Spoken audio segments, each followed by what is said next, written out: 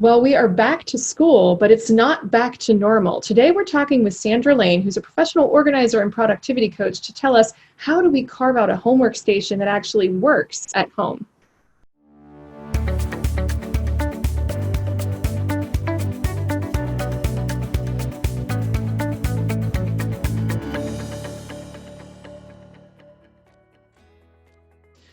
Hey everyone, thank you so much for tuning in today. Today we are talking with Sandra Lane. We've had conversations with her before about organizing children's artwork and simplifying the holidays, and she's back for back to school. Sandra, thank you so much for joining us today.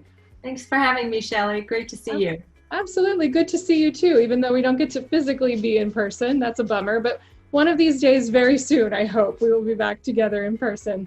But Sandra, you are an amazing productivity coach, a certified professional organizer. You are a speaker, an author, a founder of your company, Organization Lane. You are a busy gal.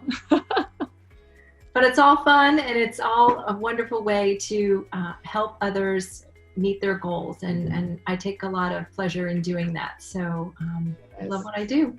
We are so thankful to have you here. And I think that this is such an important topic for us to come to our viewers with. We're in the midst of some really crazy times right now. We're facing health concerns, and job schedules are far different than they used to be. And we're in this period of time of back to school, which normally would all be about, shopping and, finding the cute shoes and the cute outfit. But now we're really not even sure what back to school looks like. And so one thing I think I probably can say with some certainty is that we're probably going to have some form of school at home, whether it's, just a couple days a week, or whether we end up, unfortunately, going to all virtual. Every district is different. And so you and I were talking about, how on earth do we carve out space at home for our kids to do their homework, and should we do that? So thank you so much for chatting with us today about that, because I think it's a really timely thing to talk about. So I guess the first question would be, should we carve out space at home? I mean, some people are anticipating they're going back to school full time, but do you think this is a wise thing for us to do, just to kind of be proactive and carve out space at home for your kids' school? I do. Absolutely. Whether this is going to be permanent or semi-permanent, I think it's a great idea to give kids a place to call home when it comes to school. They have been displaced for the last several months, and they continue to be displaced and disconnected in some cases from classmates and their teachers. And having a place that they know is stable, that's theirs, where they can store all of their homework items and not have them strewn around the house searching for them. Yes. Something that offers them consistency and stability and, a place of belonging, essentially, is what you're really trying to create for your child. Rather than this sense of isolation. They have no place to go, which is what a lot of schools are telling kids right now, is that you can't come here, you're just gonna have to stay home. So let's make it as pleasant as we can for them while they're at home. Oh, I totally agree.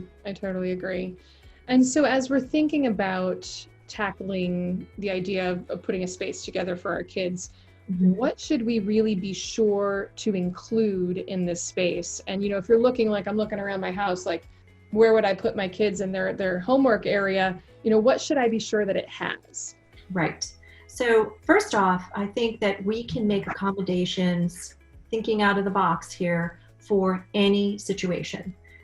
There isn't a one-size-fits-all answer here, so give me a little grace here. But the first thing that you're going to want to think about is the size of the space that you have available for your child.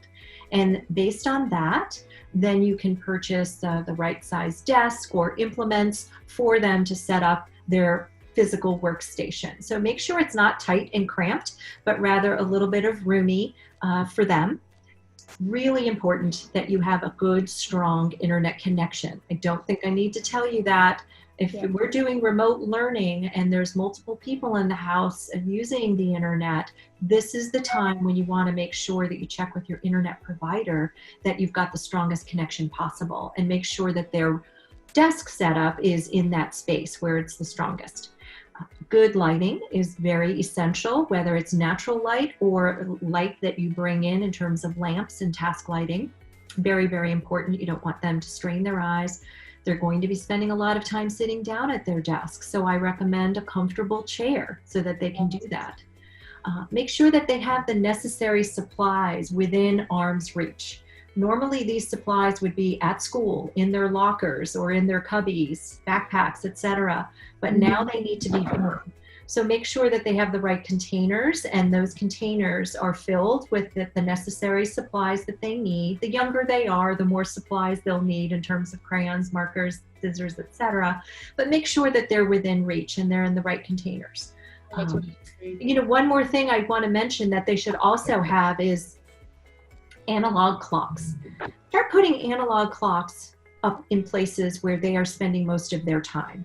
And what an analog clock is going to do is help build your child's sense of time awareness. Right now, we live in a digital age. They probably use their cell phone or their Apple Watch to tell time, which is all digital.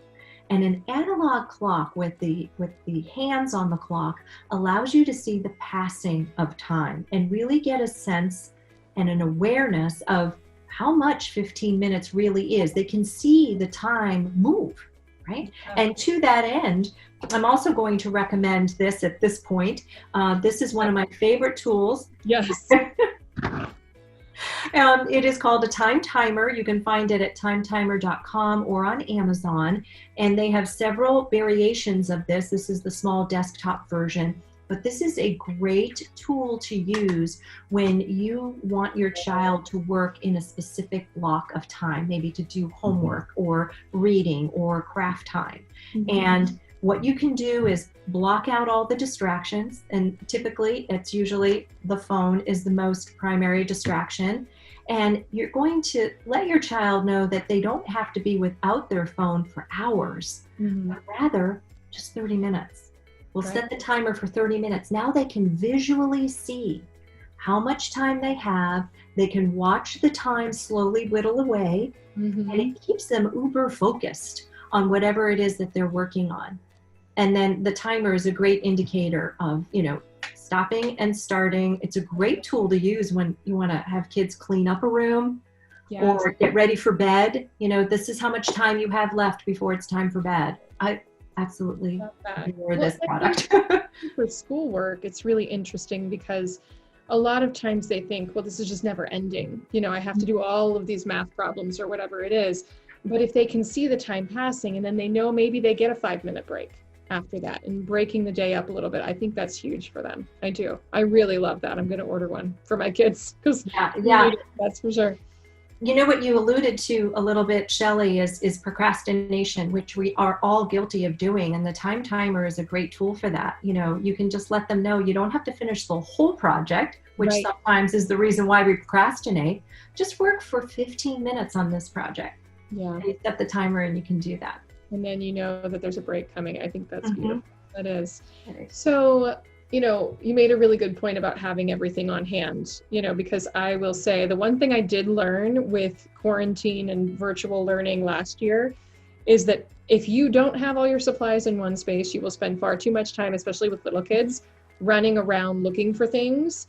And it is such a waste of time. And then, once their brains click out of school mode and they go into, I've got to find something mode, then they find 5 other toys they want to play with, and it's all lost. So I think that just taking the time now to organize and pull all of those supplies together is just really important. Really important. Agreed. Yeah. So let's talk for a moment, and I'm thinking about my own home personally, even. So I'm a little selfish, I guess, maybe in this, and that I'm going to get a benefit from it too. But what if you don't have a dedicated office space, or if you don't have, a room that's just empty waiting? Like, I have room in my basement, but my kids don't want to go down there. So, how do you carve out space if you don't really have a lot of extra space? So for those folks who have a smaller home or something like that. Yeah, let's go over some potential options that will hopefully work for somebody. And I'm going to share my screen here because I've got some illustrations here to share, okay? I'm excited for the inspiration. All right. So this is the solution that will work for anybody, no matter what size house you have. This is a 3-sided poster board that a child can decorate. And what this really does is it kind of creates this cubby-like feeling, you know, much like we also see in college libraries, right? Yes. And it's a wonderful tool to use in terms of blocking out any visual distractions for your child so that they can focus on what is right in front of them. They're not distracted by what mommy's doing in the kitchen or what they see outside the window.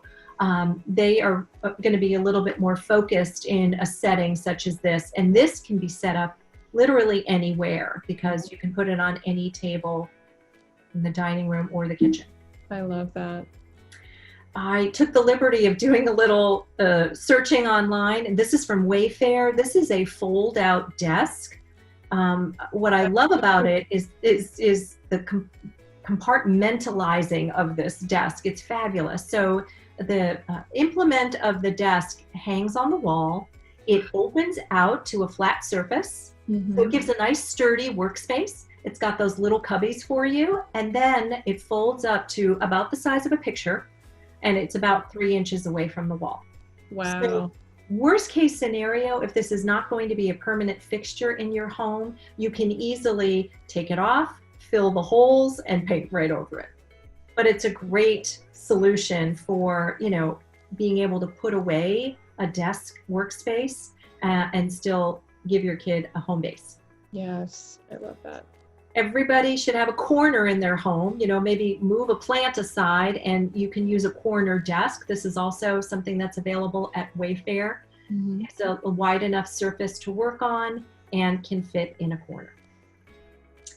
Go traditional with a school desk. These can be purposed for home use, right? You've got a little belly of the desk to hold school supplies and storage. These desks typically have the ability to change height depending on the height of your child, but talk about making your kid really feel at home at school while at home. I love that. Absolutely. Now, for those folks that might not have a workstation available, you can bring it to them. Any flat surface, a kitchen table or a kitchen bar counter, dining room table.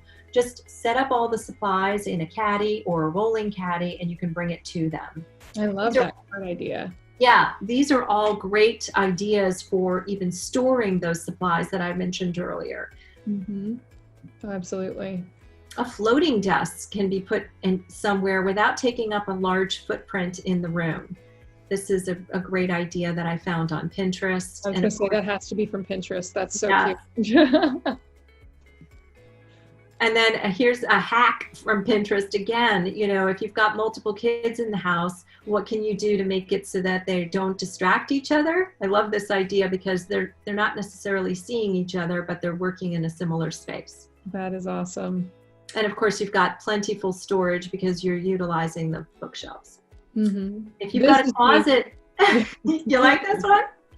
Yeah, if you've got a closet somewhere, maybe you can relocate those items, even if it's just temporary, and create a desk space for your child to use. I think I've heard the term cloffice, like a closet / office in real estate. Shelley. What's a new? I think it's a new thing because people are working from home. It's a cloffice, you know. That's funny. I love it. If you've got multiple kids, you know, maybe you can use the side of a room. It doesn't have to be a lot of space outward in the room. This is just completely all along the side of the walls. And I love how they just use some, you know, milk crates for storage. This is adorable. Not too hard to do. And then if you want to go a little more extreme, you can transform your entire room, whether it's a dining room or some other room in the house, into like a homeschooling station. And, you know, get rid of the china and then, you know, pull out baskets of school supplies instead. Yeah, I love that. Well, and I mean, the hope is that obviously that this is temporary, you know, and I think it is. But if you are going to be virtual all year, I mean, there are plenty of districts right now that have already declared that we're going to be virtual this year. And so if you know that, this might be something you consider doing because you know it's not just going to be 1 or 2 days a week, or it's not just going to be, you know, hit or miss. Right. Exactly. That is beautiful.